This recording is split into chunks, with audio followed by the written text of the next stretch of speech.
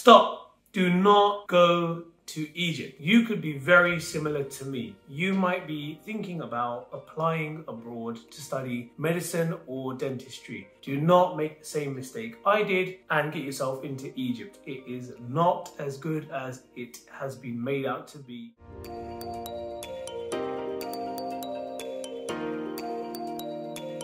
I think I made a mistake and I'm here to confess to that mistake and just own up to it. Egypt's great in terms of its level of education, but there's a lot of prerequisites. If you don't know the language, you're going to struggle. And if you don't know people there in terms of contacts, you're definitely going to struggle. You are surrounded by people who are high achievers in their high school grades, and then they're studying at some of the top universities in the country with the language. Now, you may be told that the lectures and the seminars and the notes and whatnot are going to be in English, but in our case, it wasn't at all as similar to what they explained to us. Unfortunately, we were playing catch up with some of the geniuses of the future generations in Egypt. These guys knew their stuff inside out and they were obviously taught in their mother tongue as well. We had to pick up notes from friends that helped us out.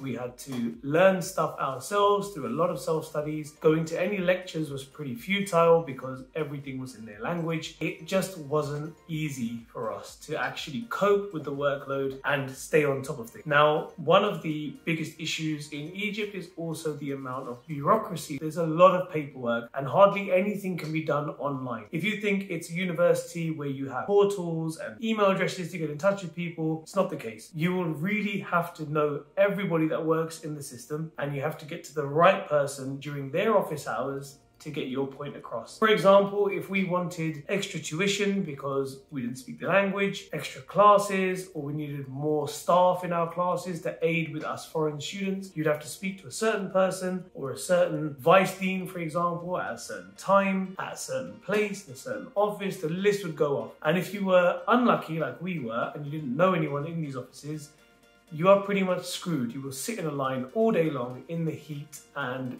wait for somebody to turn up. In most cases, they'll turn up at the last second and say, I'm done for the day, I'm not going to see anyone. So these are problems that would happen all the time for us as foreign students. It was very hard to get our point across. And as I said, we were constantly playing catch up with people that are extremely intelligent in our classes that were doing very well. Now, I'm not going to sit here and just completely bash Egyptian studying or Egyptian universities. They are top notch. The level of education is very high.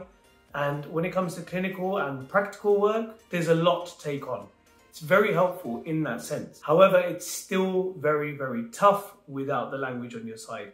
Now, if you know the language, if you know Arabic, and you're comfortable being in a country as such, by all means go for it. However, if you're looking to come back to the UK and practice medicine or dentistry, you must bear in mind that there are equivalence exams that you must take. So for us as dentists, we would have to sit the ORE, which I've discussed in previous videos, can take 3 years to do, if not more. There's a lot of costs involved, and of course, it's an exam, so you can always fail it. The same is for medicine, in that you'll have to sit, I believe, the UKMLE or UKMLA, or maybe not saying it correctly, my apologies, but there is an exam involved. And then of course you'll have to do your foundation years and then play catch up with your UK opposite numbers. So it's always something you must bear in mind when you're thinking about studying abroad. Going back to the point about the paperwork and the amount of systems involved in Egypt, it's never easy to get anything. I'll give you an example. As I've said, I've recently left Egypt and I've joined a new university now in Europe, very thankful for.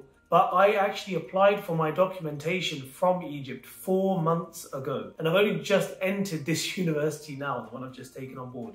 4 months ago, I asked for my own document. These are my GCSEs, these are my A-levels, these are my university transcripts, these are literally my exam grade. It took 4 months to get them. I had to jump through many hoops, climb mountains to get where I am today, using a lot of contacts that I've built over the years while being in Egypt. So I must thank all of my friends that are in Egypt that helped me out, the office workers as well, a massive help. Without them, I would not be here for sure. 4 months of hell, a lot of money was used as well to get the documents, and it's just not worth it. Bear in mind, the day you need your documents back, it's gonna be a nightmare. So do not plan to go home and then send messages to try to get your documents over. It's just not gonna happen. You'll have to be there in person. It's not a straightforward system. Some of the doctors, professors, and the office staff even know this situation. They're fed up of it because they have students from all over the place begging them for documents and they can't do anything. Their hands are tied. Stay away is my honest opinion, unless you have good experience with the Egyptian culture, which is very bureaucratic. It's quite pushy.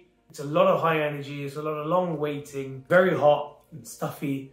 People can get quite frustrated, so they can take out their anger on you. If you know the language, great. If you're looking to practice in Egypt or the Middle East, then fine. But if you're really strapped for cash, then of course it might be an option and then transfer later. But I would always say stick to the saying, you get what you pay for. And if you can spend that little bit more to get to Europe and set yourself up for the future, it's definitely worth it. So this was just a quick warning. Anybody who is looking to study in Egypt, my honest opinion summarized, don't do it. I'm going to do a deep dive video into the pros and cons in studying in Egypt. So I'll do one video about all the good stuff, about the education system and the country itself, but I'll do the same thing for the negatives. And then I'm going to give you an update as to where I am now, what I'm doing on a day-to-day basis at my new university, and what the differences really are, and how this will affect my future. For anybody else who's looking to follow the same journey, how this will benefit you massively. So stay tuned, and I'll see you on the next one.